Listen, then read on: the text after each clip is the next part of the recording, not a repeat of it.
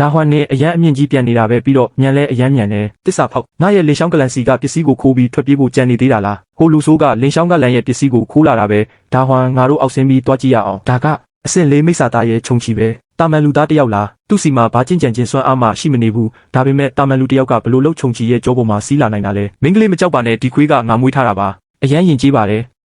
အကြီးကဲ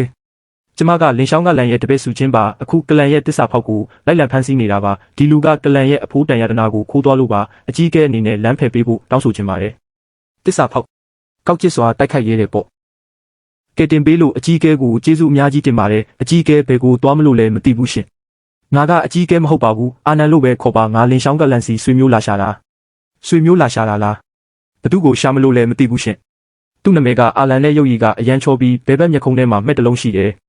ကလန်မှာတပည့်ပေါင်းတောင်းနဲ့ချီရှိတာဆိုတော့ညီရဲ့ယောက်ျားကဘလို့ရာထူးတာဝန်ယူထားလဲမသိဘူးအင်းအကျန်းဖြစ်တော့ဝက်စာကျွေးတဲ့သူထင်တာပဲအာနန်ဒီတစိတ်ပြားရှိရင်အတွင်းစီးတဲ့ကိုဓာတ်ရိုက်ဝင်လို့ရတယ်ငါအရင်သွားနေတော့မယ်နော်ဒါဟွာငါပိုက်စာပြီးအနည်းဆုံးမျိုးထဲသွားရအောင်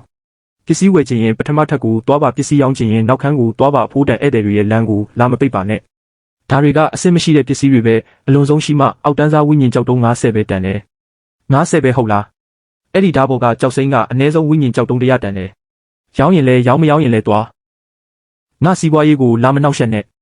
ဒီသားရဲကသူ့ရဲ့စွမ်းအားတွေကိုဖျောက်ထားပေမဲ့သူ့ရဲ့အယိုးတိဆောက်ပုံကထူးခြားဆန်းပြလွန်ရဲ့ငါအတွက်တကားဆောင်မှုအစည်းအနှင်းသားရဲတကောင်လိုနေတာနဲ့အတော်ပဲဒီဝိညာဉ်သားရဲကိုငါဝယ်မယ်ဒါကအလဲလက်တန်းစားဝိညာဉ်ကြောက်တုံး100နဲ့တစ်တလုံး3လို့လောက်တယ်ဒါဟွမ်ကိုမရောင်းဘူးမရောင်းရဲဘူးဟုတ်လားဝိညာဉ်သားရဲကိုမရောင်းဘူးဆိုတော့လေဒီရွှေဦးကငါအတွက်ဆေးလုံးဖော်ဆက်ဖို့အတော်ပဲအာနင်းစောစောကငါသားကိုခေါ်သွားမယ်လို့ပြောလိုက်တာလား